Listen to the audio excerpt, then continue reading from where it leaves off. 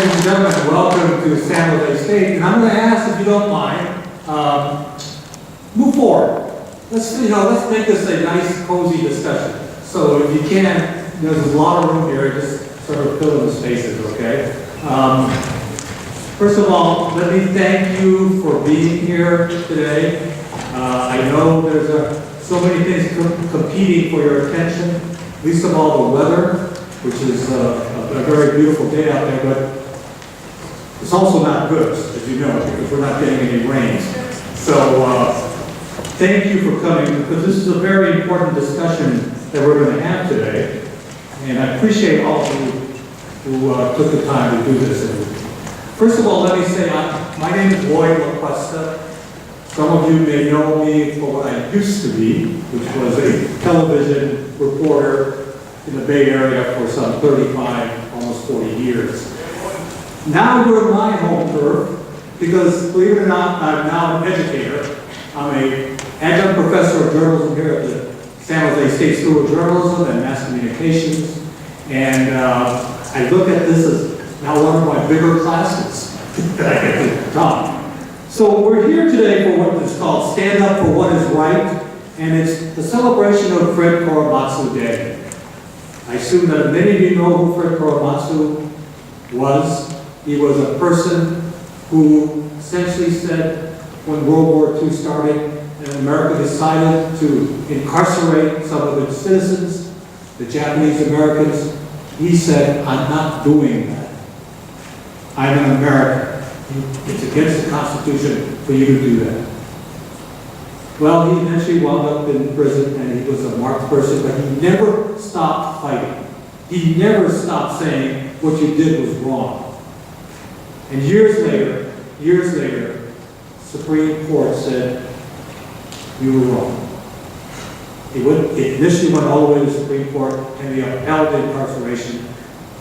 Years later, Fred Korematsu's case became case law, and he went on to become one of the most recognized Asian Americans in this country. And there is now a day here in California called the Fred Korematsu Day to honor him and to celebrate what he did and to say, let's not have this happen again.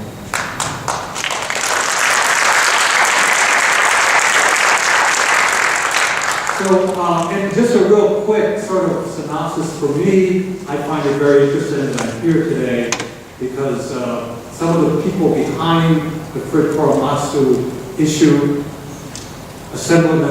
former Assemblyman Warren Furatani, and an attorney by the name of Dailey.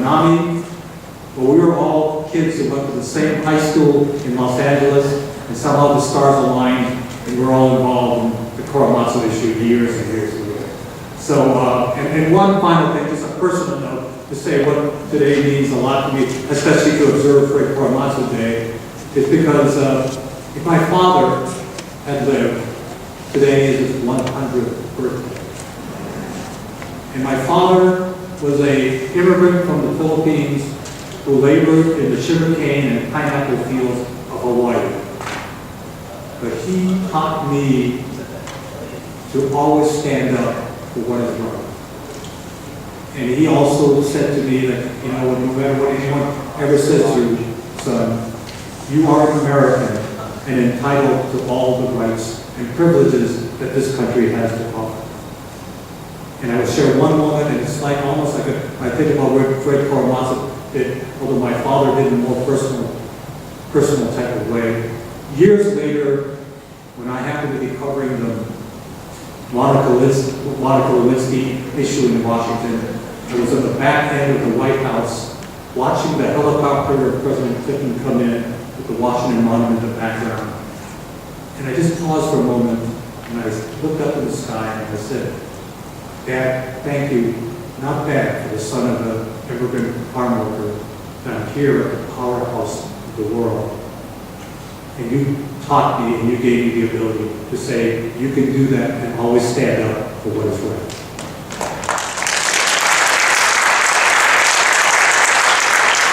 No person here knows this story about Fred Korematsu better than his daughter, who is the executive director of the Korematsu Institute. So let me introduce you to Karen Korematsu.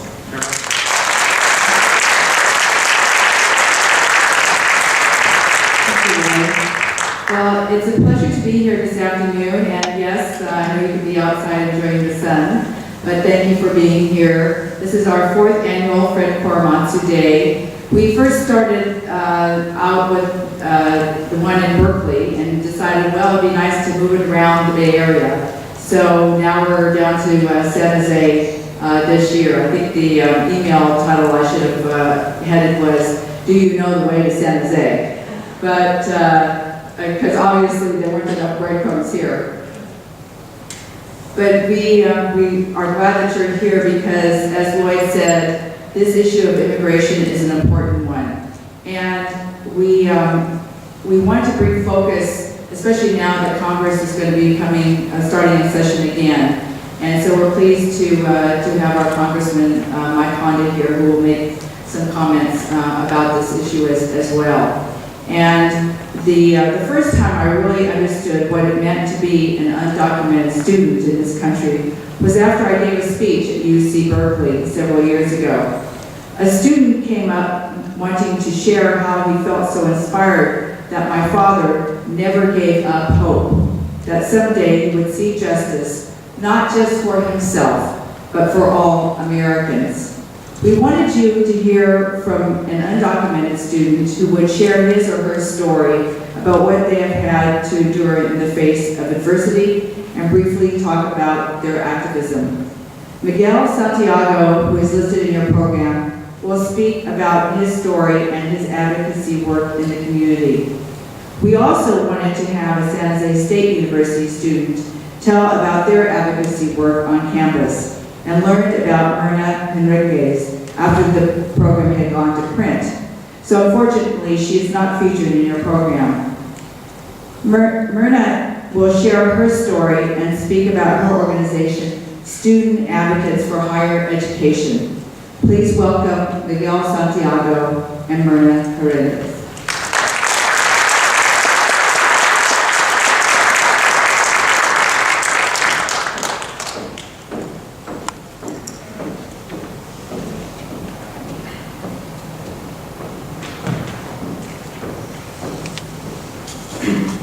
Hello, my name is Miguel Santiago, and I immigrated here when I was 8 years old. I was born in Mexico, in Veracruz, and we came here to reunite with my father. It was me and my mother at the time, and coming to the United States was hard, because when we left, which was 15 years ago, I didn't know if I would see my grandparents again. And every day I think they get older, and I'm still here, and I can't travel outside. So I'm a San Jose State student, and I'm majoring in history. And coming to the, I don't remember this, but my mom always tells me that when I would come home from school, I would cry because I couldn't speak the language and I couldn't communicate with my peers. A little bit of my advocacy work. In 2011, with the help of Justice for Immigrants and other community leaders, we started South Bay Dreamers. What South Bay Dreamers is a coalition of students who wanted to advocate for comprehensive immigration reform. At the time, there was a big debate about the passing of the California Dream Act. The California Dream Act, unlike the Federal Dream Act, does not provide a pathway to citizenship or any legal status to undocumented students. But it does provide is financial aid for undocumented students in California who have previously met the standards of AB 540. Since then, on June 15, 2012, President Obama had on June 15, 2012, President Obama, by executive order, said that because on June 15, 2012, President Obama made the Deferred Action of Childhood Arrivals possible.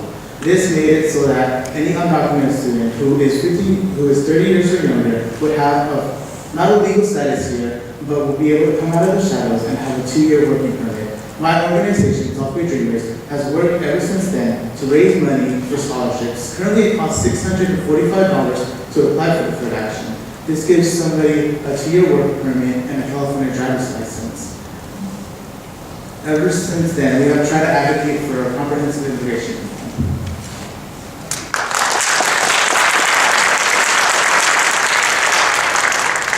Hello everyone, I'm Miguel Santiago and I'm an undocumented student from El Salvador. I'm a junior at San Jose State pursuing a business management degree. I came here when I was with the idea of getting a better life, as my mom always will say. Now, 8 years later, I'm still impressed by the very hope that brought me here. I'm planning to work for a non-profit organization where I can use my education to impact my community. All I'm asking is for the chance and the opportunity to pursue my dreams, to have your support and respect. We are not different from anyone, we are humans too.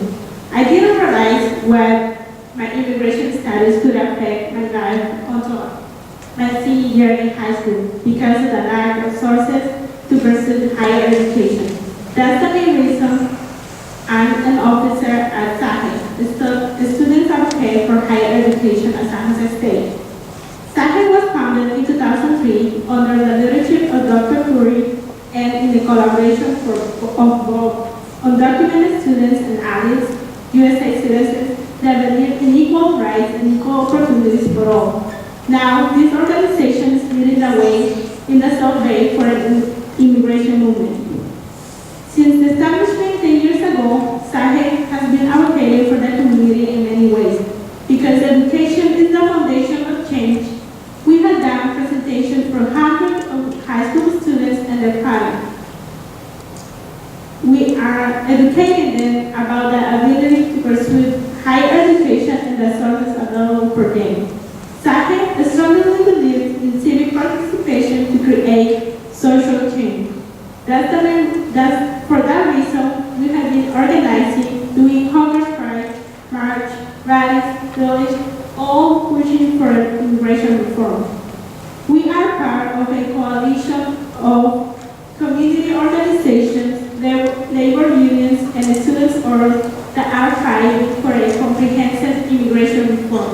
We believe for an immigration reform not only for us, the dreamers, and our families, but for the 11 million of undocumented immigrants.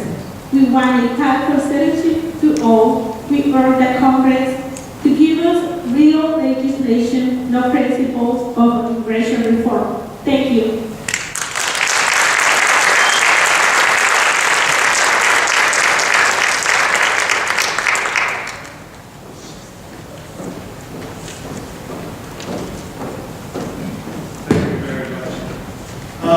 It's now my pleasure to introduce someone when I say a Congressman of the United States of America.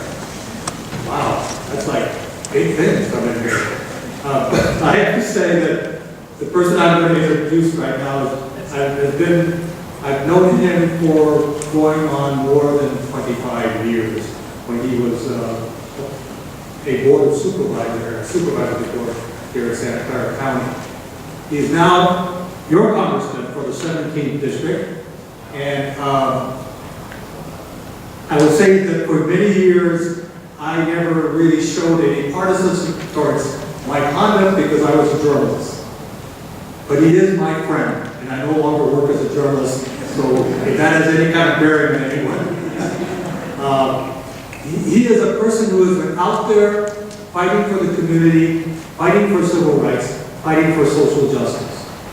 He also has some very heavy titles. He's the Chief Emeritus of the Congressional Asian Pacific American Caucus, a senior member of the Appropriations Committee in the House. He's been out there serving his constituents for going on 14 years. And he's here with us today to help us celebrate Fred Korematsu today. Ladies and gentlemen, Congressman Mike.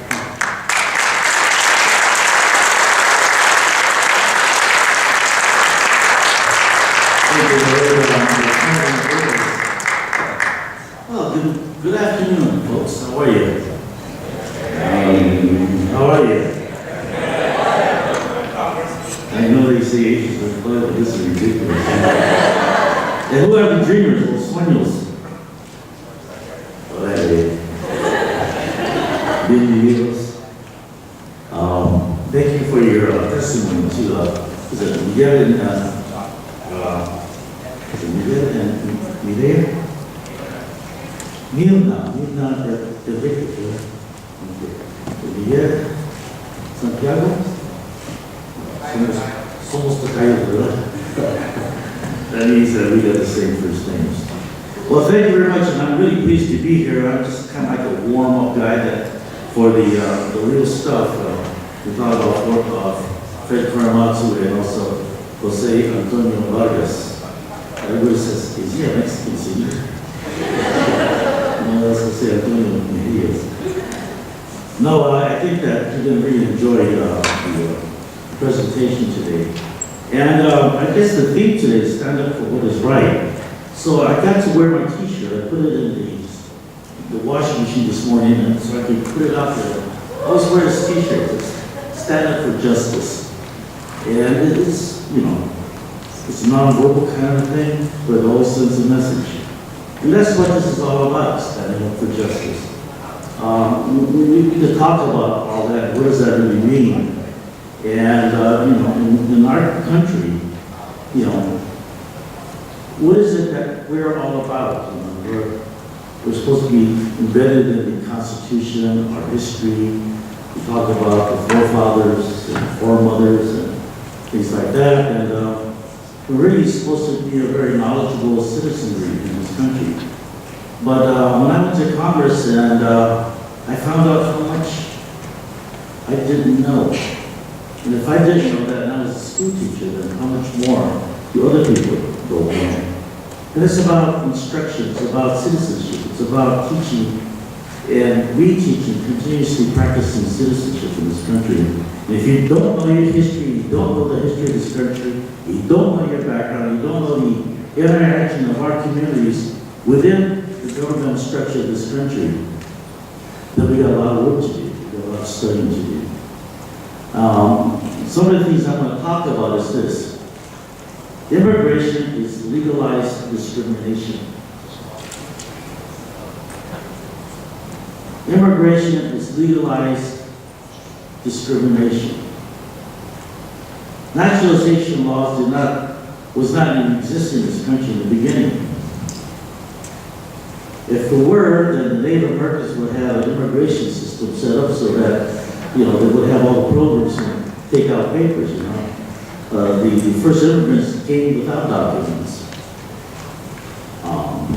And so legalization is legalized discrimination. Because in 1790, this country passed the first naturalization law that allowed citizens, people to become citizens, but you had to be a free white person. Then after the Civil War, they sort of modified that. Then after that, you start looking at Chinese and saying, we got too many Chinese here, so they passed, eventually, the Chinese Exclusion Act of 1882. And by 1902, they made it definite. And then after that, they started to include, by 1922, all the other Orientals. Okay, so immigration is legalized discrimination. Putting quotas and everything else like that on the entry of this country. And if you read the Constitution talks about citizens and any person. And when they talk about citizens, they only make a distinction of any person from a citizen based upon the citizen's right to vote. And then any other person that's on the soil has the protection of every state's laws and the laws of this country. It doesn't say you have to be documented or undocumented. So whether you're documented or undocumented, if any person on the soil has the protection, the equal protection of the 14th Amendment. Think about it. So what is all this debate about? It's about Congress's power to make distinctions and discriminate between people and other folks as to who is eligible to come into this country. And the comprehensive immigration reform thing, for the section for citizens and green card holders to bring their family members in, the definition of family is even changed between citizens and green card holders. That families for citizens means immediate families, so there's very little backlog. For green card holders, there's all kinds of categories. So there's a backlog of 4.7 million visas and applications. So we changed that so that the definition of family would be the same for citizens and green card holders who are citizens in waiting. But in our office, we added another term, another wrinkle in the definition of family. That is, those who are of same gender, binational relationships, families, are also eligible for this kind of considerations. And that brought a lot of angst to a lot of folks. They said that it's not going to be okay. The problem is that the Constitution doesn't make distinctions. Congress does. So it's up to us to make sure that we do the right thing. So, in Congress and in this country, the question is, what is right? What is moral? What is legal? What is immediate? What's long-term? What does that all mean? It should be based on a principle. And that principle should be based on the Constitution. And when you go back to that, things become more clear. And our work becomes more clear. And the issue of governance becomes more clear. And then we start to understand that immigration doesn't have to be legalized discrimination. Immigration can be nurturing and inclusive. And so I think that the place where we are in this time and place, we have issues that we have argued about. In the Korematsu case, is some of the examples that the reason we're here is to observe the battle that Korematsu had to do. And then we also have to say Vargas, who is undocumented, a successful writer, successful local person from Mountain View High School. But he made choices too, and both Fred and Jose made choices. Choices based upon conviction and the idea that there should be no discrimination in this country, and that we should be working hard to make sure that we have a legal system that does not discriminate. And so we have to look at our whole history. And when we talk about internment, curfews, and evacuation, and the fact that we got past certain Supreme Court rulings, and we got the passage of H.R. 442, where we got our government to apologize to the Japanese American community for being incarcerated, it doesn't mean that it can't happen again, because it can. Because there's one more law that's on the books since 1798. It's called the Alien and Sedition Act of 1798. Look it up. I could be lying to you. But that's the law that allows the president to hold back, detain, incarcerate persons who are considered enemy aliens. And we've been working on that law to get that eliminated. We're running into a lot of barriers like, well, this country, if it declares war on the country, then it's a law that we're going to need. Well, we were at war with Japan, and this government looked at the Japanese American community, and they didn't make a distinction between the enemy, those who were non-citizens, and those who were citizens. And then in the poster, it says very clearly, all persons of Japanese ancestry, aliens and non-aliens. They didn't have the guts to say citizen.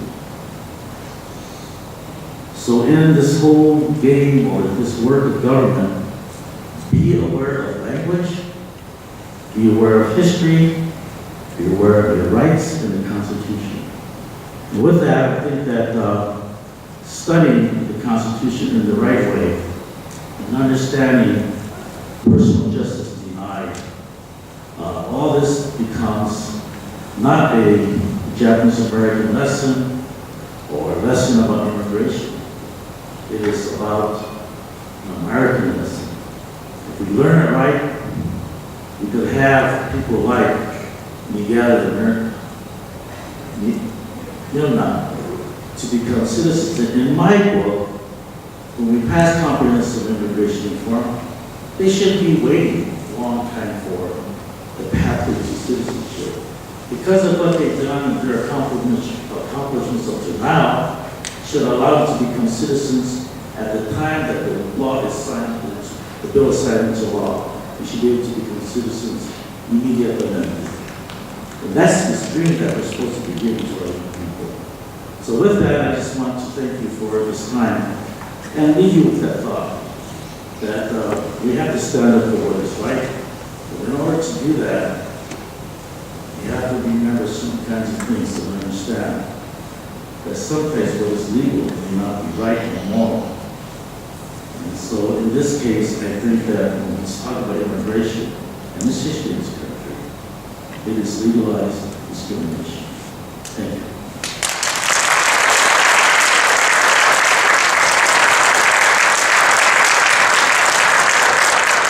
Thank you, Congressman Vargas. We know that the Congressman will be our strongest advocate taking this message to Washington, D.C., because obviously we have a lot of work to do.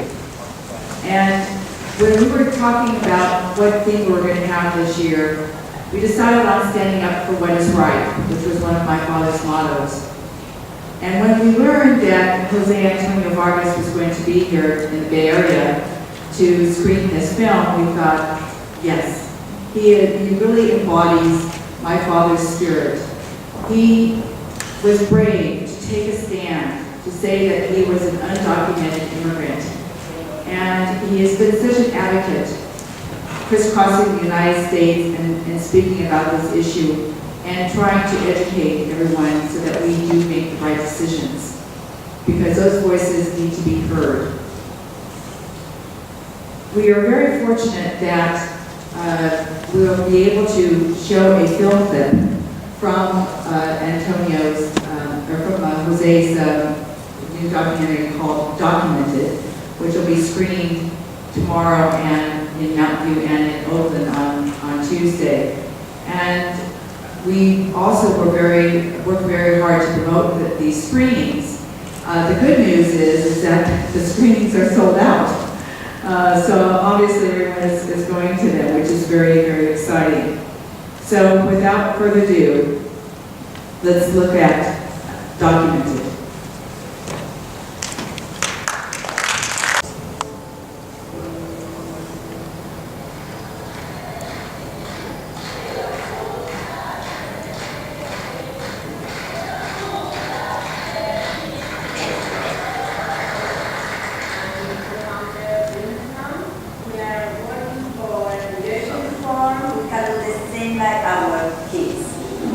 Y así como ellos también tienen un sueño, nosotros también tenemos, que es lograr una reforma migratoria, no solamente para ellos, sino para todos, para toda la familia, y que no se siga con las deportaciones y justamente la separación de familias. Porque ustedes están pisando un suelo bendito, porque estamos en nuestros países, porque estábamos mal, y estamos en un suelo que nos da oportunidades, aunque no se han estudiado ni nada, porque hay mucha gente que ha hecho muchas cosas sin ser estudiada. Yo amo este país y me doy las gracias por todo lo que me ha dado. Vivir en ese miedo no nos va a llevar a nada pena.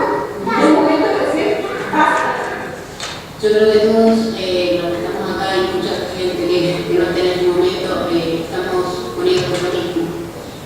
Atrás de nuestro país quedaron muchas cosas, afectos, familia, costumbres. Pero bueno, decidimos dejar todo aquello para darles un mejor futuro. Si yo tuviera la oportunidad en este momento de mirar a la cara a congresistas, al presidente, yo le preguntaría, ¿qué ven los ojos de sus hijos? Eso mismo siempre nos gusta.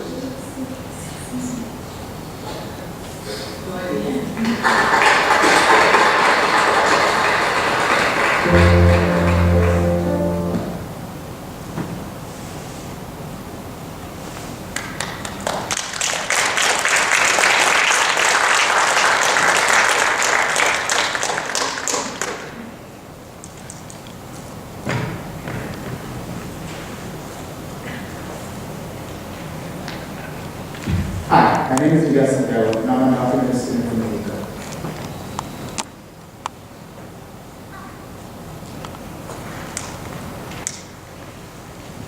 Next slide, excuse, and I'm going to the front.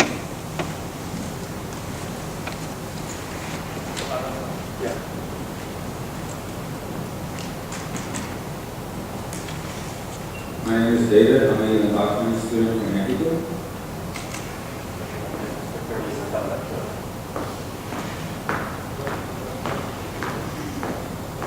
I'm Mirna, and I'm undocumented from El Salvador.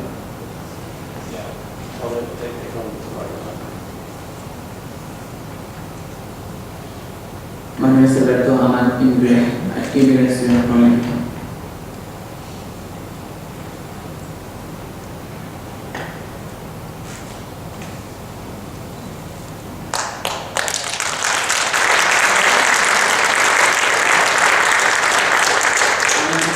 Vargas. I'm an undocumented immigrant from the Philippines.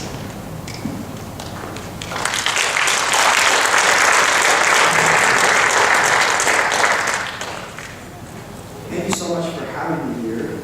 Associate Tagalog, magandang hapon po sa inyo lahat. That means good afternoon.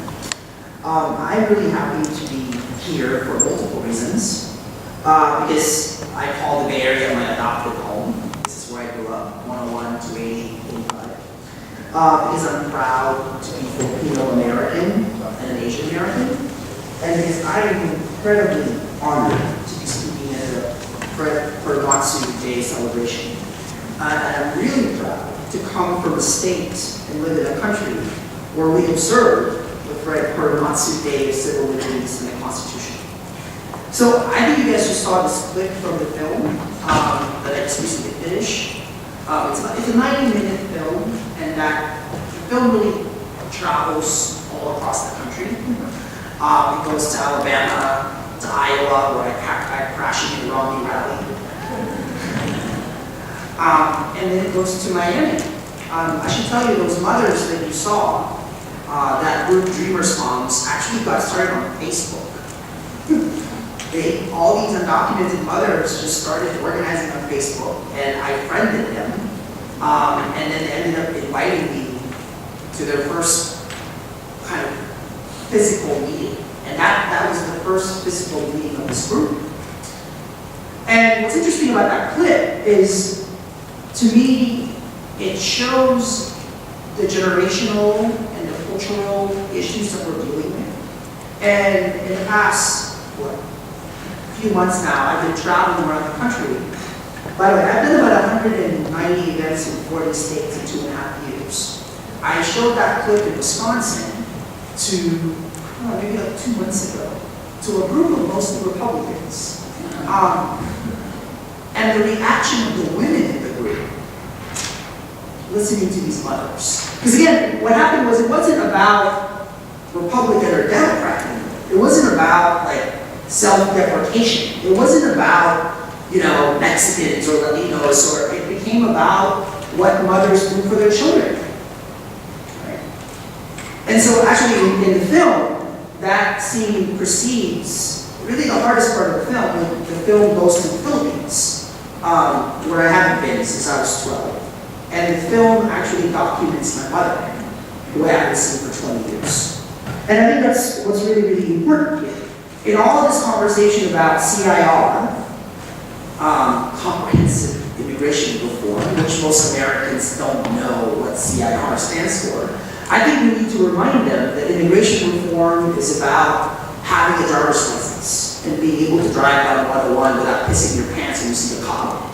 Immigration reform is about being able to go to college so you can be a contributing part of the society.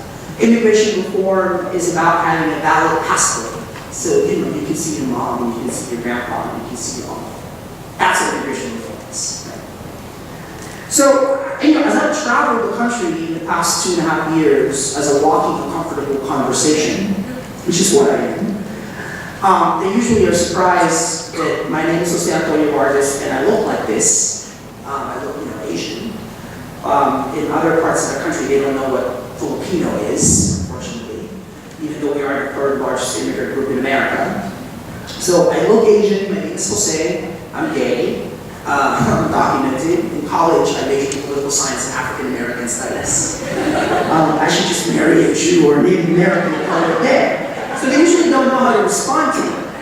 And in the past 2.5 years, as I've traveled around the country, I get asked questions. And actually, these questions were precisely the point of the Time magazine cover story. I basically just listed all these questions that people ask me. So questions like, why haven't you gotten deported?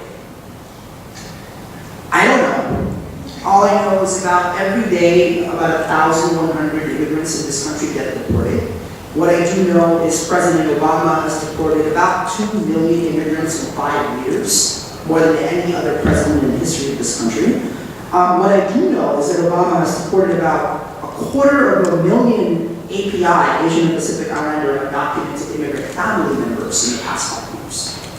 Actually, in the film, how I got the Time Magazine cover is I contacted the editor of Time Magazine, who I happen to know, and I said, I want to write a story about why they hadn't deported me. So he was like, okay. So I actually called Immigration and Customs Enforcement myself and said to them, hi, I'm Jose Vargas, I'm writing for Time Magazine, I haven't heard from you. Why, what are you going to do with me? Are you going to deport me? Why am I not? And the woman on the other line was like, off the record, what are you doing? And I said, what are you doing? And then she said, no comment. So I'm like, dude, I'm writing a cover story for Time Magazine. I need a comment. And the lady said, no comment. And then I started kind of thinking that's kind of a metaphor for how mainstream America thinks of us, people like me. Like, you all know we're here. You all know that you couldn't survive without us. You all know that, we're driving, on the same freeway as you are, that we go to the same schools, that we go to the same church. You all know that our histories are taught, right? And yet, we pretend. No comment. Like, do you all just want us to mow your lawns and babysit your kids and serve you drinks? Is that what this is about? So I get asked questions like, what about illegal, don't you understand? And look, like, I'm not going to play the PC cop here. I'm a journalist, right? We don't like politically correct language, so they tell us. As far as I'm concerned, I am here illegally, without authorization. That's a fact. I am here illegally, right? But I, as a person, am not illegal, because no human being is illegal. I think that's pretty basic. And if you think about it, there isn't any other group of people that the media that I'm a part of labeled as illegal. We don't call drunk drivers illegal drivers, right? Think about it. There isn't one group in America, in the mainstream media, in which a group of people are labeled as illegal.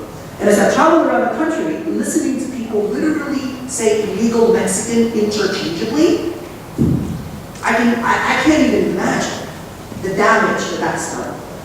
Not only to the Mexican American community, but the Latino community, but to all of us. I get asked, this is really my favorite question. Why don't you just make yourself legal? Because I'm a masochist, and this is like so much more fun. Just like craving attention. And to me, at the heart of that question is the fact that people don't even have the facts, right? About the fact that people don't even know that there isn't a line for me to stand on. No matter how many times politicians say, get in the back of the line, somehow we never get to the second question, where's the line? Is it in the corner of first and fourth? Like, I'll go there right now and wait in the line. But there isn't one. That's why we need action. That's why we need immigration reform, right? And given that, this is an issue that the Asian American community must really grapple with. I don't know if you know this, but nearly half of the 4.3 million family members waiting abroad in the visa family backlogs are from Asian countries. China, India, Vietnam, the Philippines. Nearly half. And the question that I do get asked a lot is, why did I come out? Why did I do this? Because no one was threatening to out me.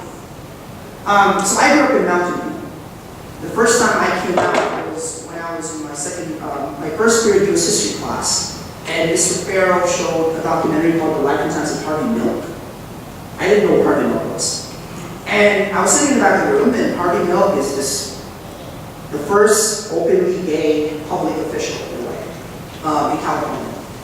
And at the end of the movie, there is a quote that he says in which he says, if a bullet should enter my brain, let that bullet destroy every closet door. And I knew I was sitting in the first period, and I knew that I was gay, and I knew that I was also undocumented, and I couldn't be in two closets at once. I had to get out of one of them, right? And I just raised my hand, and I told the whole class, blah, blah, blah, I'm gay. No, I know right now. And then during brunch, my girlfriend actually found out. So it happened. And as somebody who's done this twice now, this whole coming out thing, then 14 or 12 years later, I came out about a second thing. By the way, I'm completely done coming out. I have nothing more to say. What I can tell you is people like me, gay people, undocumented people, we're not really coming out. We're just letting you in. Like what is out to you is actually in to me. These are our lives. These are our realities that people play political football. And as far as I'm concerned, people like me come out to stand up for what is right. And this is why I find, this day and the celebration of this day incredibly, incredibly inspiring. Is because at the end of the day, this country, this imperfect union that we're always trying to perfect, must be about coming out for what is right. And one of the reasons why I did come out was because having grown up in California, I've been led to believe that immigration is a Mexican border issue. I grew up in the Proposition 227 era. I was in 7th grade when that was passed. And I remember being in Crittenden Middle School, and there were two Jose's in the science class, Jose and Mexican Jose and Filipino Jose. And I remember Mexican Jose turned to me at one point and he said, "Hey, do you have your green card with you?" Because apparently what happened after that pass was the parents sometimes would send their kids with a green card because they were afraid that a teacher may ask. And I remember telling Jose, Mexican Jose, that, oh, I didn't know it was green. I didn't know what that was. And he did. Mexican Jose said to me, "Oh, you're not going to worry about it. You're Asian. No one's going to think you're illegal." And then, of course, a year later, I found out Jose and I were actually in the same shoes. So 1.3 million out of 11 million undocumented people are actually from Asia. Right? Filipinos, Vietnamese, Koreans. I did an event recently in Austin, at the University of Texas in Austin. It was actually a pretty good event. But after the event, this young woman comes up, Asian woman comes up, and she just starts crying. And I'm like, I wanted to calm her down, so I gave her my number. Here's my number, just text me. So she texted me. I'm going to read you the text that she sent. "Hello, you didn't have to give me your number. My name is," I'm not giving you your name. "Thank you so much for the talk today. I come from a Korean background, and sadly I'm undocumented. I came at 7, but never came back. Thankful to the Deferral Child Act," she's talking about DACA, right? President Obama's executive order. "I'm able to drive, but before that I had a hard time growing up. Not being able to drive, can't do the stuff like normal people can. My parents own business in a small town outside of Dallas. They do well, but always nervous and afraid. I've always felt like this. I've always felt like this only happens to my family. People around us always see their green card and whatnot. My parents applied the paperwork, but the lawyer took their money and ran away with it. It's not their fault that it didn't happen. Luckily, one piece of paper last year helped us reapply for a green card. But still, this topic is such a sensitive topic that I can't really discuss with anyone. I just want to say I appreciate what you're doing and so thankful to meet you. And I really hope we can get our communities to stop being so ashamed. There's a lot of shame, and there's a lot of fear, and there's a lot of pain. And as far as I'm concerned, what this year has to be about, 2014 has to be the year of the allies. This documentary that I just finished, CNN is going to air it in early summer. Between now and then, we're going to take the film to a tour. Iowa, Alabama, Kansas, Wisconsin, and places in which I confuse people. And have them grapple with the film and with the issues that the film addresses. I feel that at this point in which immigration is so wrapped in politics and partisanship that we need arts, we need culture to create conversations, to have people, to create a space where people can have these conversations.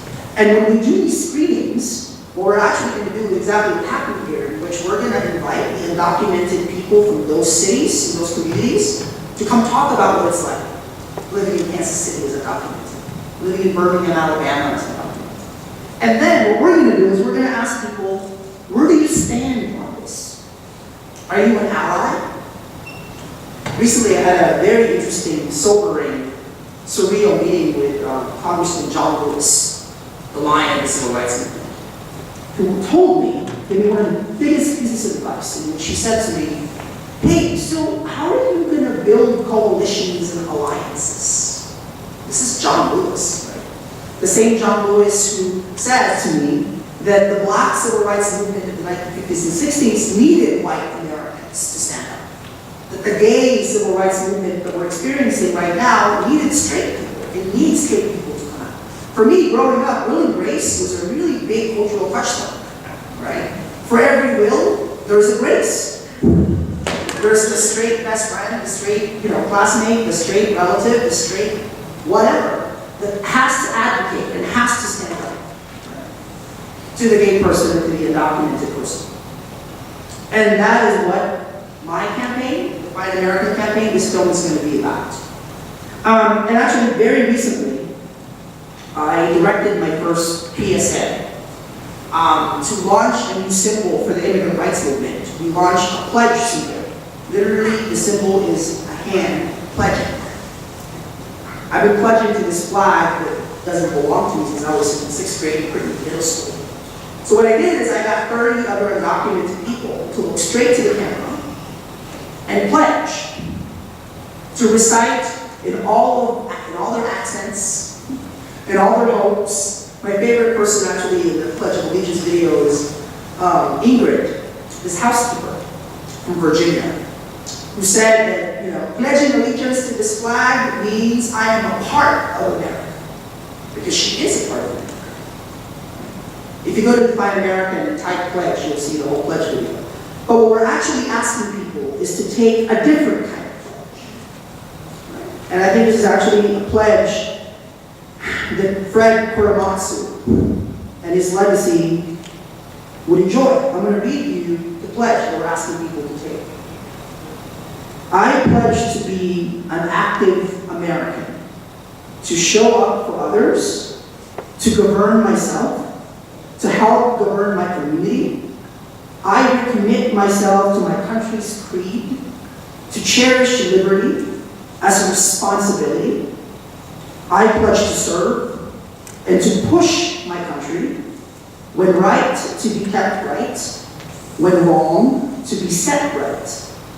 Wherever my ancestors and I were born, wherever my ancestors and I were born, I claim America, and I pledge to live like a citizen. Citizenship is more than a piece of paper. As far as I'm concerned, I'm an American. I'm an American. I'm just waiting for my country to recognize it.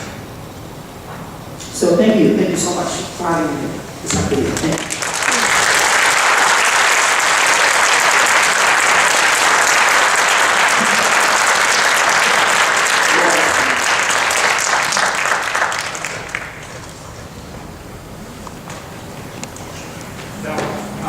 Ladies and I had a little conversation, and we're going to include you.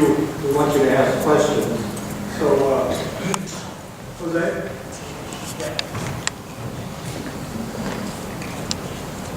Please ask questions.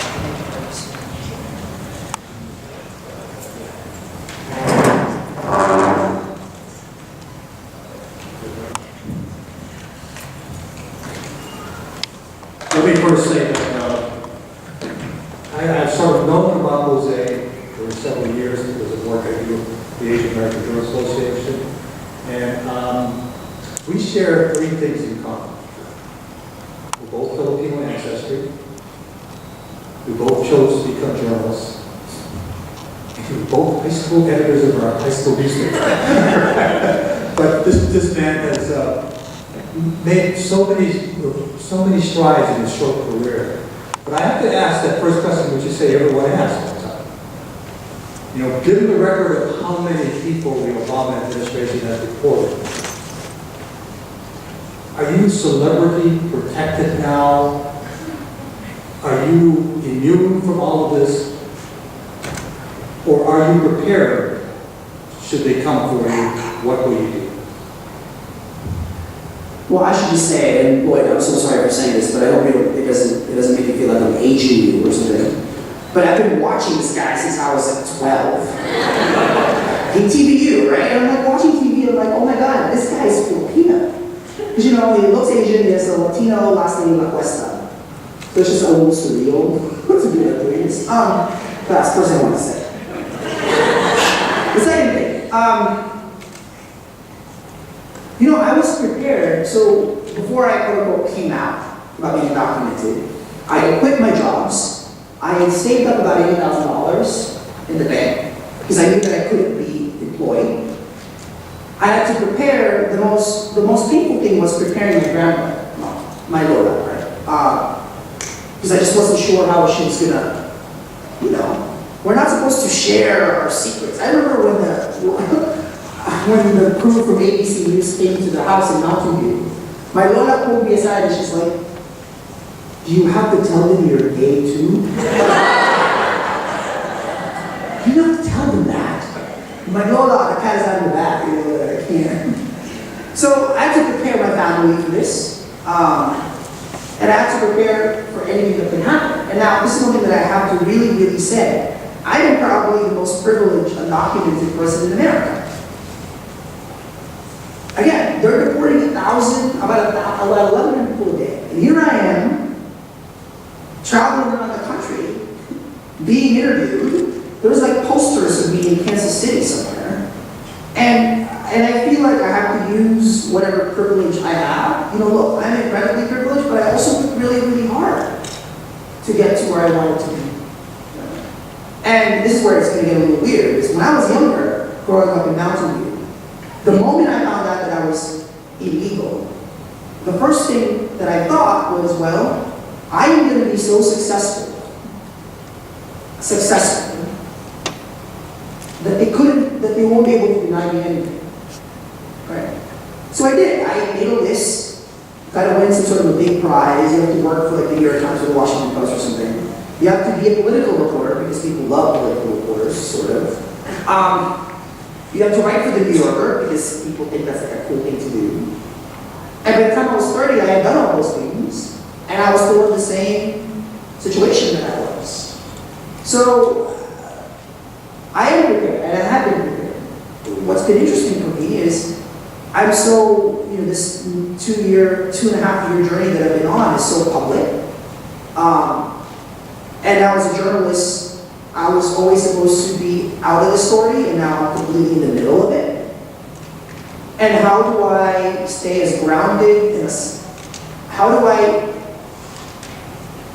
behave with as much humility and as much reality as possible about the fact that people are getting deported every day, people are being separated.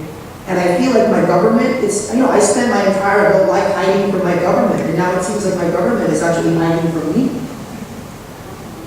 So that's kind of weird. So yeah, I've just been prepared.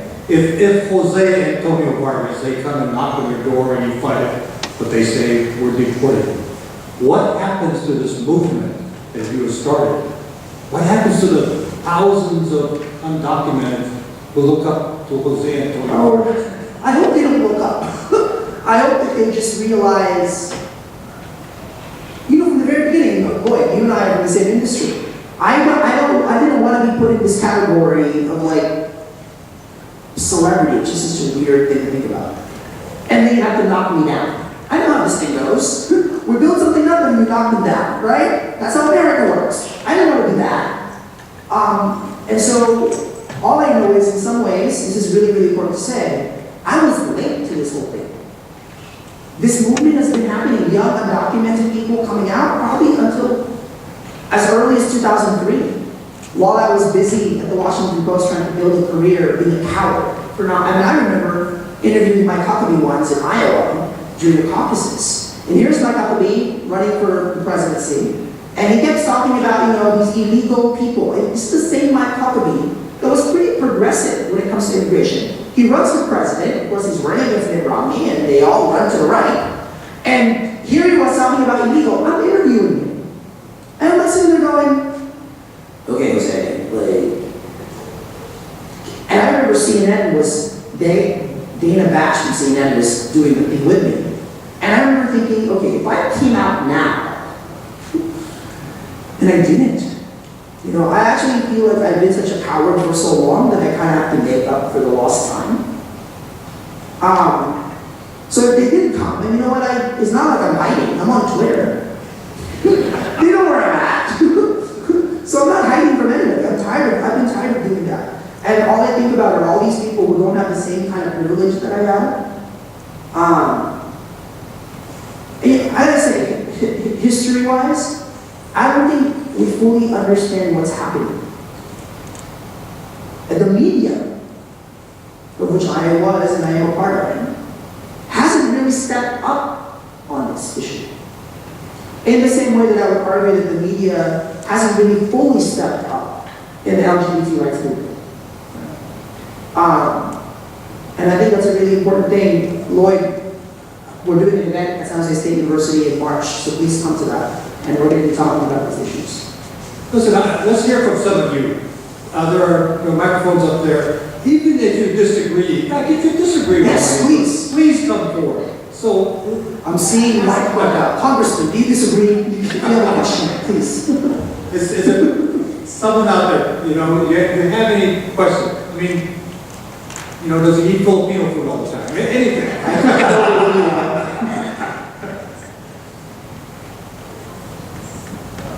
Hi, my name is Daniel Huang. I am from Pleasanton, California, and I'm part of our school's We the People competition civics team, which is we learn about the school's, our nation's constitution. We learn about all these things, and I'm part of Unit 6. And Unit 6 is all about learning about immigration and what it really means to be an American.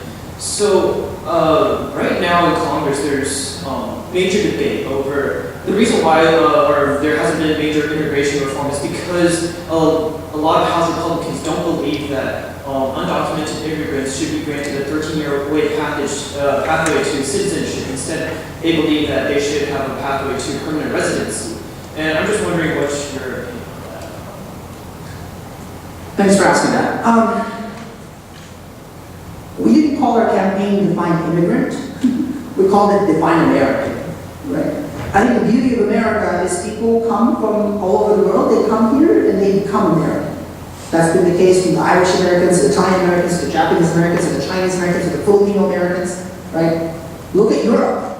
Europe doesn't work like that, right? And I actually think that's what makes America exceptional. So this question of citizenship versus legalization. I'm getting ready to do a couple of Tea Party events, hopefully, in the next few weeks. And I love the fact that we are having a debate about citizenship. Because again, from the very beginning, to me, this question of immigration reform was never really about immigration. It's about citizenship, right? What people contribute to this country, and how they identify with this country. And so, I find it really interesting having somebody who's a student of history. Right? Haven't we done this before? Haven't we done second-class citizenship before? With African Americans? What would happen to the Japanese Americans, during the internment camps? What happened to the Chinese Americans during the Chinese Exclusion Act? Haven't we done that? Don't we know how this thing ends? And so if the Republican Party wants to have that conversation, more power to them. I would love to see them wherever they go and have this conversation. Because then I want to turn around to Americans and say, is this what America is really about? And again, unfortunately, I don't think we're framing this conversation the right way. I think people are giving special path to citizenship. Undocumented people like me are not asking for any special anything. Right? We're asking for a roadmap. We're asking for a way to become citizens. Not anything special. go to Alabama or Iowa or Kansas like I do, people hear special, they're like, wait a second, right? So I think it's really important that we're on the same page about it. And I'm glad that you guys are talking about it in your civics class. Oh yeah, thanks. And I actually have one more question. Oh, cool. Right now, the 14th Amendment phrases citizenship as all people born or naturalized in the United States. Do you think it should be changed, or do you think it's good the way it is? Absolutely not. It should not be changed. I had an interesting Twitter conversation with Michelle Malkin. I don't know about this. She's really interesting. She's Filipina. I've invited her over Twitter to like have dinner with me. I'll make her adobo. I'll even cook it myself. She said she likes it with extra vinegar. I'm like, great. I'll make as much vinegar as you want. And again, this is where it gets really interesting, right? Like, so children of undocumented people in this country are being called anchor babies. You see this happen, right? First generation Americans, really, but they're being called anchor babies. And frankly, thankfully, that's subsided. I don't think we're seeing more of that. But again, if that's a conversation that some members of Congress wants to have about, birthright citizenship, let's have it. Let's bring Justin Bieber into this conversation, as far as I'm concerned, right? Poor guy. Well, not really, he's not poor. But that's really interesting to me. If he was an undocumented Mexican, undocumented Filipino with a DUI or something, out. Justin Bieber. I mean, I put this on my Facebook actually. I put on my Facebook, hey, should we have Justin Bieber as an ally? Oh my God, and it just exploded. Like, you can't bring him into this conversation. I'm like, yes, we must bring him into this conversation. We gotta start preaching beyond the choir and get people talking about this in a more mainstream way. So, thanks. One more question, I believe the gentleman here. My name is David, and I came all the way from Sacramento for this. You did? Yes. Oh, thank you, sir. You're welcome. Okay, two questions for you. Jose, you mentioned Michelle Malkin. Yeah. Have you ever talked to Michelle and asked her about all of the racist things that she has been called by people from the left? Yes. Actually, so it was, if you want, you can Google this. It was pretty interesting. We literally tweeted for like an hour. You know what was really troublesome to me? Because I've never done this with her before. Sexist, racist tweets from the left, calling her all kinds of names. And at one point, Civic Bank Bar Girl. I'm sorry, what was that? Civic Bank Bar Girl. I actually started tweeting. I'm like, people, stop. I am not going to tolerate any name calling in this. And I think, Michelle, I've never met her in person. All I have to tell you is I started reading her in 2001 when I was an intern for the Philadelphia Daily News, and I saw her picture on the op-ed pages. I'm like, oh my God, an Asian woman is a columnist. I've never seen an Asian woman as a columnist. So I don't agree with everything she writes, but I want to understand where she's coming from. That's what I really do. I want to understand. I remember when she went to UC Berkeley. I was a reporter for the Chronicle, and she started talking about how the Japanese deserved to be interned during World War II. And as you can imagine, it was a very controversial remark. I certainly do not agree with it. But I want to understand where she's coming from. I still don't. That's why I want to meet her in person. There isn't anybody that I wouldn't talk to or engage with, so long as they're being intellectually honest and transparent. Michelle Malkin on Twitter, when we were shooting, she was like, hey, Jose, you dared the government and they called your bluff. You're a lucky one, something along those lines. She was basically saying, she was basically saying that I dared the government and I won and I should consider myself lucky. And you know what? She's right. Well, I disagree about them calling her bluff. They didn't call her bluff. Well, but yes, go ahead. You're still here. So. I'm still here. Well, that's true, but yeah. Okay, the second question was you mentioned talking to John Lewis. Yes. Who's a member of the Congressional Black Caucus. And their motto is the conscience of the Congress. So ask him, where is the CDC on immigration reform? We're going to be doing a very, there's the meeting people who are. Oh, that's fine. Yeah. So actually, we're going to be doing some interesting things with Congressman Lewis, is all I can say.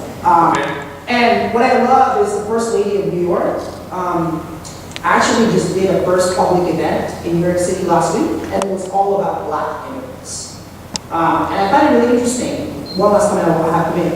So the president is giving a State of the Union address Tuesday. The same president, by the way, who rarely, if ever, talks about his own immigration background, which I find really, really interesting. Right. You mean when he came here from Kenya? No, I mean the fact that his father came from Kenya on a student visa, right? So the fact that the president himself rarely talks about his own immigrant background, I find really fascinating. And that's something that I will be talking a lot about more in the next few weeks and months. Okay, well, Unfortunately, I'm getting signals here that we need to wrap this up. Is there one? I just wanted to say, if the CDC does take some kind of leadership on immigration reform, it should not just be from from African countries. It should be comprehensive. Oh yeah, but I firmly believe that whenever we talk about this issue, we never talk about Africans or Caribbeans. Undocumented Africans or Caribbeans. That's why I think it's really, really important to engage John Lewis on this issue. And by the way, since you went all the way from Sacramento, it's Jose@defineamerican.com if you have more questions. Okay. Jose@defineamerican. Thank you. Quick question. One question. Yeah, sure. My name's Anthony Chavez. I come from Kern County. Actually born and raised in the farm workers movement, so there's a lot of connection between the Filipinos and the Mexican Americans. And I really want to commend you for your courageousness as a public figure to step out there and to start shining the attention where it needs to be. But I'm curious to know if you can tell us, what do you think are the most promising examples of shifting the attention out there that's being done on the public's behalf? Shifting the focus. What do you think are the most promising examples? Is it the dreamers who are blocking the buses? Is it the folks who are going and trying to lobby in DC where it's in deadlock? What do you think are the most promising examples that are going to shift the critical mass to really see comprehensive immigration reform happen? And again, this is not something that I did myself. I think it's just I'm a part of a much bigger thing. I think just the humanization of this issue has been one of the biggest shifts. I mean, that's why for us, I consider it a big success to get the Associated Press, for example, to stop using illegal to refer to people like me. Right? Words matter because they shape perception. Right? So there's that. But I do think the fact that people are coming out, right, if they can, to show a different light of this and get out of the political kind of gridlock, I think is important.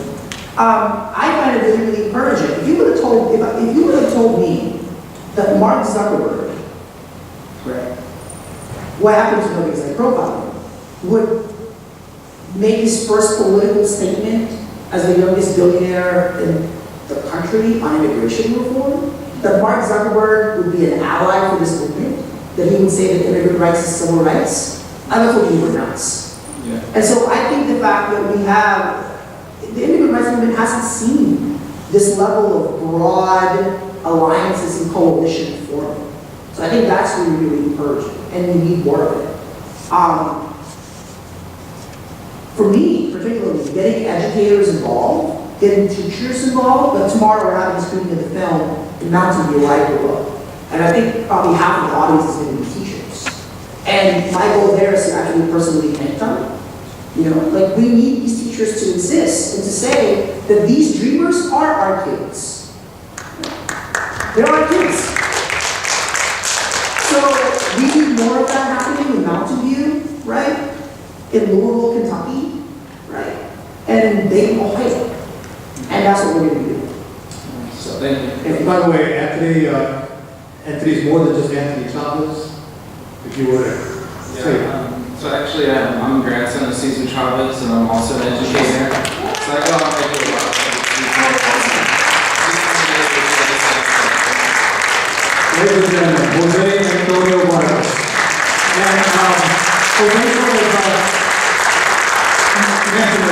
Jose will be back here at San Jose State Morris Dailey Auditorium on March 10th. He is being honored by the San Jose State University School of Journalism and Mass Communications, and he will be showing his film here on that night also. So mark that on your calendar, March 10th. And let's have the discussion continue, and let's be talking about this with all your neighbors and friends. We need to find some solutions and answers this year. Thank you so much.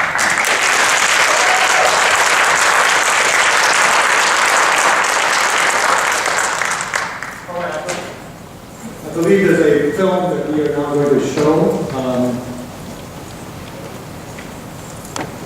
You want to introduce us? Yeah. I know Lloyd was on the program, but a couple of weeks ago, I was talking to a Stanford law student, Tiffany Yang, and telling her about our exciting program today, and saying that we were going to have Jose Antonio Vargas as our keynote speaker. And she said, well, actually, she and a fellow graduate law student had made a documentary called American. Oh, my ears perked up. And then she went on to say it was about 4 undocumented students. Thought, oh, the stars are lining up here. And then she said it had been shown in Chicago. And I said, well, had it been shown in the Bay Area? And she said, no. I said, wow, we could have the Bay Area world premiere. So we're very excited to have the film here to show you. But first of all, I'd like to introduce Tiffany Yang. Where are you, Tiffany? Stand up. Come on, don't be shy. And I think 2 of the stars are here. New and Putri, are you here? Yes, there you are.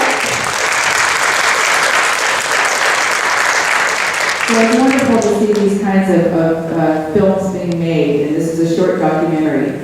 So it's my pleasure now to introduce American.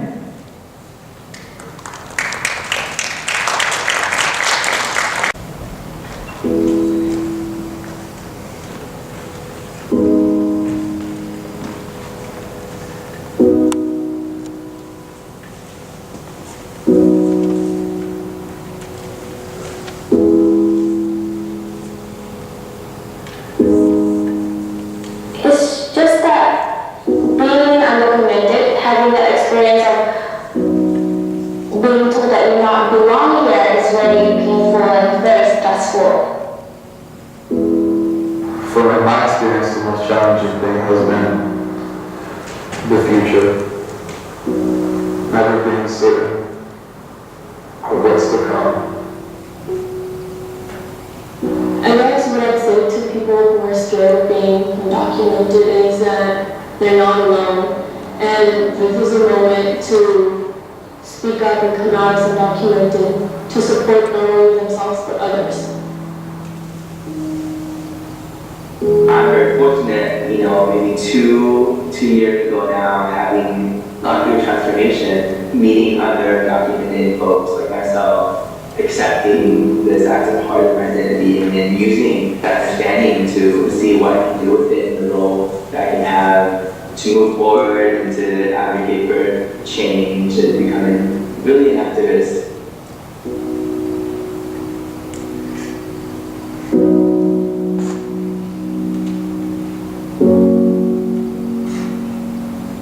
DREAM Act is legislation that would give immigrant students who grew up in this country a chance to earn legal status if they're willing to pursue a college education or serve in the military. Kristen, bottom line here, what's the likelihood that this will actually make it? Well, the likelihood is low. The DREAM Act passed in the Democratic-controlled House back in December, but failed with 60 votes needed to pass in the Senate.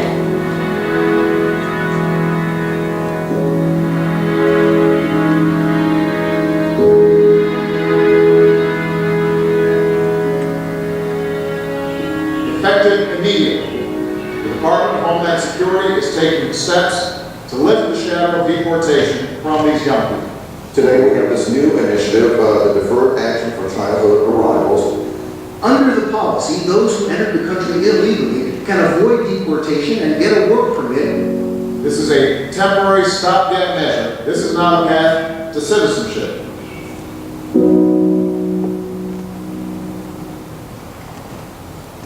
I was in the stages of asking myself, can I be public and is it going to be safe for my family, for myself, and assessing the risks. And I saw that person who's another DPI dreamer who had been more public about his story. By example, that's what really was a narrow topic for me of, okay, I can also be like that. I need to speak up. As a dreamer, I believe that my job, I used to believe that it was trying to get documents for myself, trying to pass laws for myself, to benefit myself. But as I worked with other students, I realized that it's not just about myself. What angers me the most is that they only talk about dreamers nowadays. They're like, oh, he's a dreamer, she's a dreamer.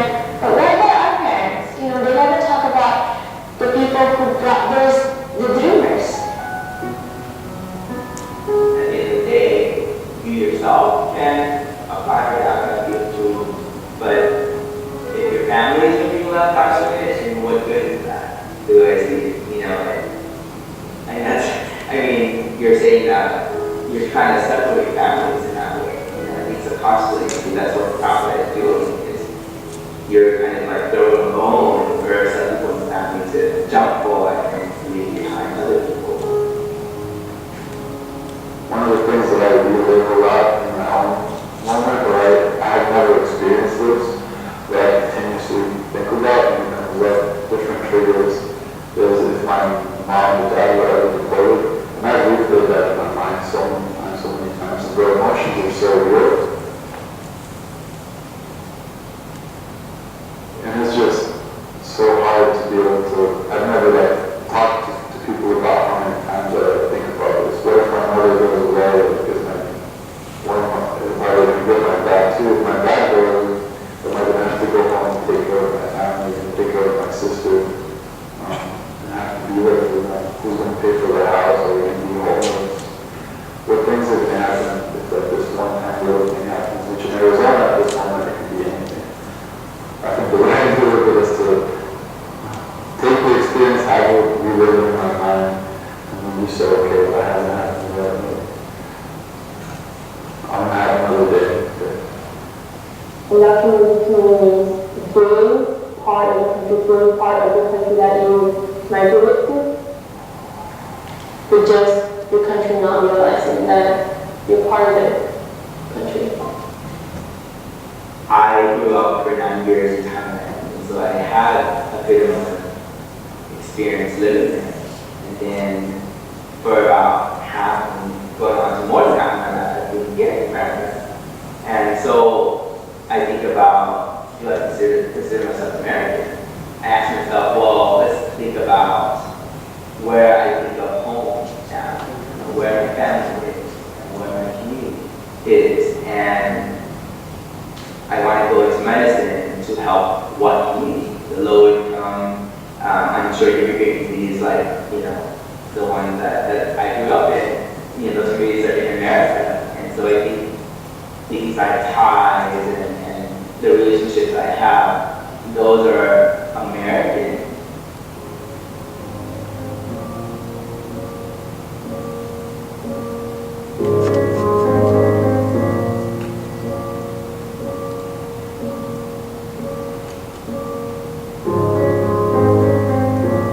I think there's not really a clear definition of being American because America is an immigrant country.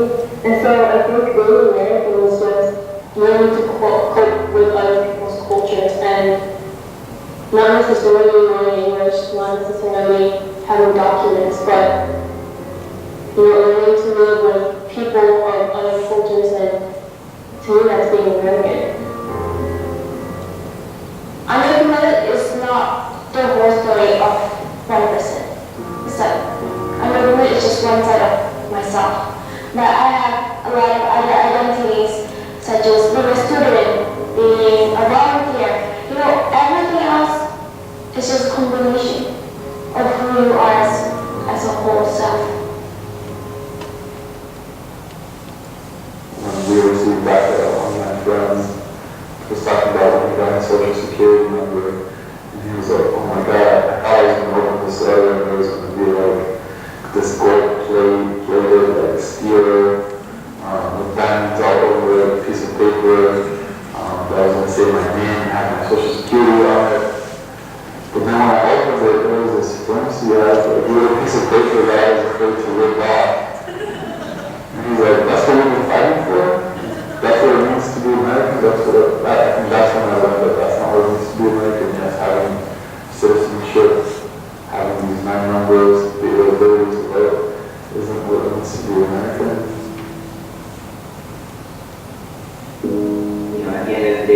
thought about if tomorrow, tomorrow I get my citizenship, what will change?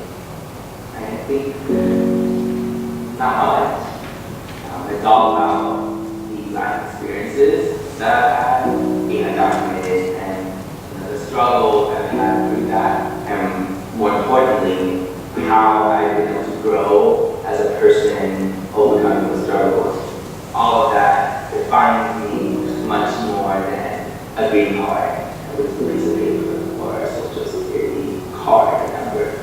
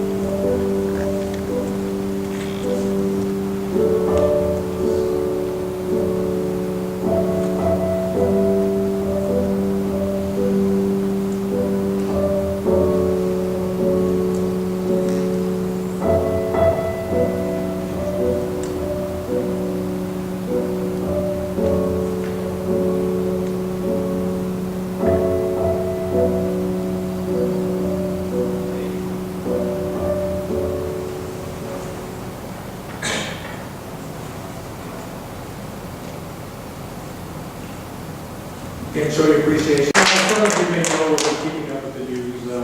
There are also some issues here on the campus of San Jose State University.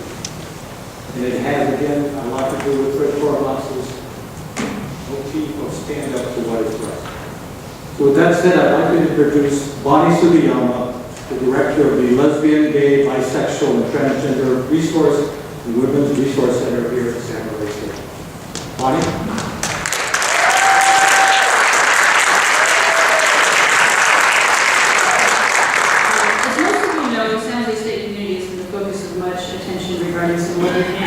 Grossly overt hate behaviors. I'm not here to speak specifically about these actions or the response from the university administration. However, I am here to discuss with you what we as a community need to keep in mind as we work together to move forward. Much has been spoken and unspoken about who should respond and how. The question of legitimacy becomes immediate. Which community should respond? Who should be the leader? Do we wait for the African American students, staff, and faculty to act and follow their leads? Do all the community groups work individually? Or should we all come together and work towards a response that is universally just to all, no matter the issue in the future? All these options are valid. However, the strength in the response comes from the common bonds of the communities. We have common causes and members who belong to multiple communities. The mainstream media would have us believe that the social justice movements of our time were made up of individual communities and causes, but that is an oversimplification of the breadth of these movements. Dr. Martin Luther King Jr. led a civil rights movement that brought together all races, not just black and white, to call for equality under the law. Dr. King also understood that equality under the law did not mean equitable treatment in a capitalist society. So he started the Poor People's Campaign. This garnered little attention from the media until after the assassination of Dr. King, when a place called the Resurrection City was created on the National Mall in Washington, D.C. For 6 weeks until it was dispersed by force. The 99% movement in camps on Wall Street were a continuation of this movement that had begun 40 years earlier. Then there's the farm workers movement, which was a joint effort between Latinas, Latinos, Filipinas, and Filipinos. In these movements, there were leaders that belonged to multiple communities. Cesar Chavez and Dolores Huerta co-founded the farm workers movement. In the background, Dolores Huerta directed the Delano Grape Strike. Byron Rustin was asked to leave the civil rights movement because he was gay. And then he was asked back to direct the March on Washington because he was the best person for the job. He was also the one who taught Dr. King about nonviolent protesting. And there are various movements. All the movements have included multiple people: the women's movement, the LGBT movement, the immigration movement, the American Disabilities Act movement, and lots of different groups have been involved with all of these movements. Some of these identities of these movements are visible and some of them are invisible. All of these communities are made up of people who in rare cases only identify with one group. However, the majority of people identify with multiple communities. For us to create a strong social justice movement, we need to really get to know each other and the struggles and the benefits of our identities. We need to recognize the social borders that have been created between us. We have created many borders as society and as individuals. We cast these borders on the communities, groups, and random people that we meet every day. None of us are immune to this paradox. I do it, we all do it. What matters is how we respond to these borders, particularly the borders of our minds. I like to use the box metaphor. We create nice and neat little boxes for people to fit into. But the truth is, parts of us are located in multiple boxes. We are at our best when we can be out of these boxes and be free, whole people to exist in a world where people want to know about all the identities that make up our whole selves. So in closing, we must use this time as an opportunity, a call to action to do what is right. We must first come together, open our boxes, and take the risk to share with each other our whole selves in order to create more dynamic and inclusive communities. I'll start. This list is in no specific order, so don't judge. I'm Papa. I'm fourth generation Yonsei, Japanese with roots from Hawaii. I'm Portuguese, German, Dutch, English, French, Irish. I'm queer, I'm genderqueer, I'm trans, I'm an athlete, I'm a tech head, for those who know me. I'm an educator, I'm an older sister, I'm a daughter, and a self-professed geek. So thank you for coming here today.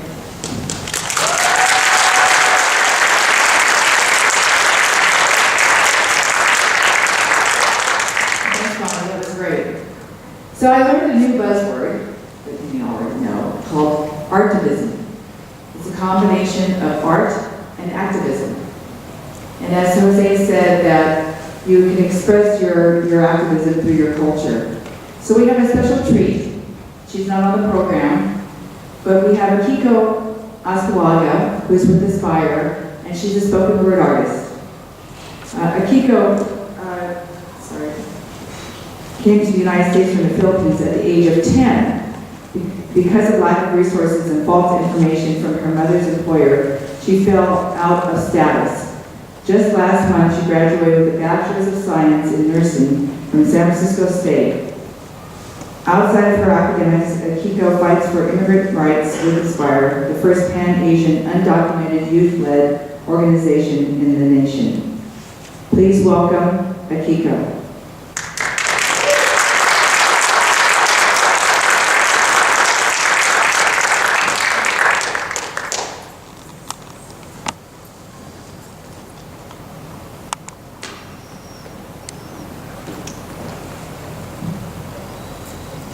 This poem is entitled, I Remember. Every time I remember, I try to forget.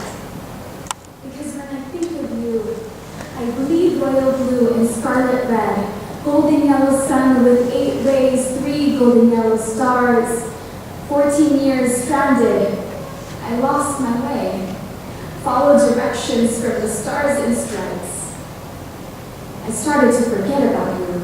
My Filipino tongue replaced by an American one, to not have an accent in my English, but now a screech embedded itself in my Tagalog. Can't you hear? I am screaming out for you to fix me. Every time I remember, I try to forget the meaning and existence of my dignity, because they stole pieces of me, with each caress of words targeting my fobby dress, my accent, and my illegality. And I remember, I feel a knife cut me, working its way to my heart, once shallow. 14 years of insults and shame made it impossible for me to reach out to you. Tago ng tago, they tell me to hide and become silent. Push me to the shadows because wala akong papeles, as if papers define me. I live, I dream, but I also dance. I fall, I bleed, but I also fight. I am the definition of human, and yet they covered their eyes, blinded me as alien, and this system of oppression. I am trapped in my own self-pity, doubt, uncertainty, afraid to become lifeless, buried in debt, fearful of the day ICE will detain and deport me, separate me from family, friends, strip me of my humanity. try to forget. I desperately cling on my mama and my kuya, escape in karaoke, anime, and Kingdom Hearts. Focus in getting that glorified A just to prove I am worth something. I soak in my weakness. For 14 years, I can only play memories in my head of my Philippine mangoes, Simbang Gabi and Noche Buena. The family I was forced to leave behind. So all I can do now is sing love songs for them. Dahil sa'yo, nais kong mabuhay. Because of you, I want to live. So I choose to soak in my strength, counter their hate with acceptance, elevate the voices of my people, protest, rally, stop deportation buses, and when my energy runs out and I run out of my energy and courage, I repeat the voices of my fellow warriors. They tell me, Akiko, remember, it is our duty to fight for our families, and while others will sit and watch, we must continue to take a stand. Remember, trust that your struggle will fund you to your self-determination and break down the borders of anger, hatred, and intolerance, because together, it is possible. Thank you.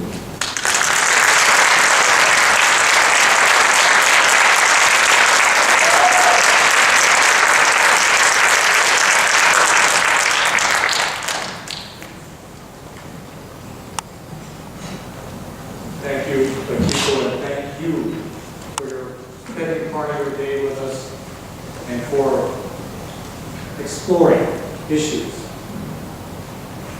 I want to say that there's a writer by the name of Carlos Wilson who wrote something called America is in the Heart. And to all of you, our dreamers, wherever you came from, Wilson wrote that we are all Americans, all the way down the line. But America is still our unfinished dream.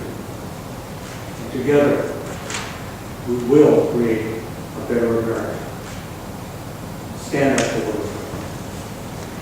Thank you, and I believe there's another final film edition. Thank you very much.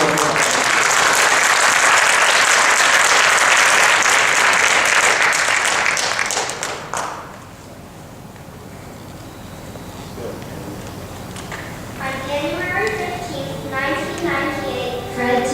Korematsu was awarded the Presidential Medal of Freedom, our nation's highest civilian honor. Some names of ordinary citizens stand for millions of souls. Plessy, Brown, Parks. Today we have the name of Fred Korematsu. In 2010, a bill was signed into the California law which establishes every January 30th as Fred Korematsu Day of Civil Liberties and the Constitution. This is the first day in our nation's history named after an Asian American. Fred Korematsu Day encourages schools throughout California to teach students about the forced internment of Japanese Americans during World War II. and Fred's historic fight for justice. In order to things like this to never happen, we have to protest, but not with violence. Don't be afraid to speak up. Hello, I'm Karen Korematsu, Fred's daughter. During the days and weeks surrounding every January 30th, we encourage teachers of all grade levels to share Fred Korematsu's story with their students. The Korematsu Institute offers free lesson plans, videos, and books to help educators convey Fred's story and why his fight for justice is still so important today. For more information, go to www.fredkorematsuday.org.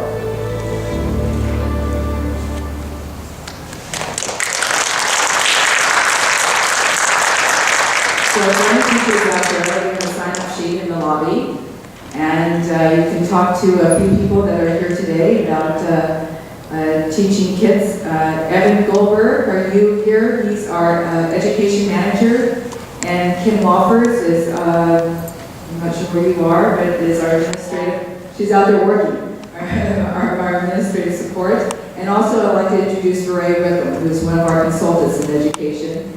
And one of my partners in crime, who you, I think, heard from before, is Anthony Chavez. He and I crisscross the United States and speak together at different social studies teachers' conferences and tell our families' stories about civil rights and civil liberties. So I hope you enjoyed the program today. There are a lot of thank yous that I just would like to briefly mention. First of all, Jimmy Yamaichi, who is from the Japanese American Museum here in San Jose. He was the founder and is the curator.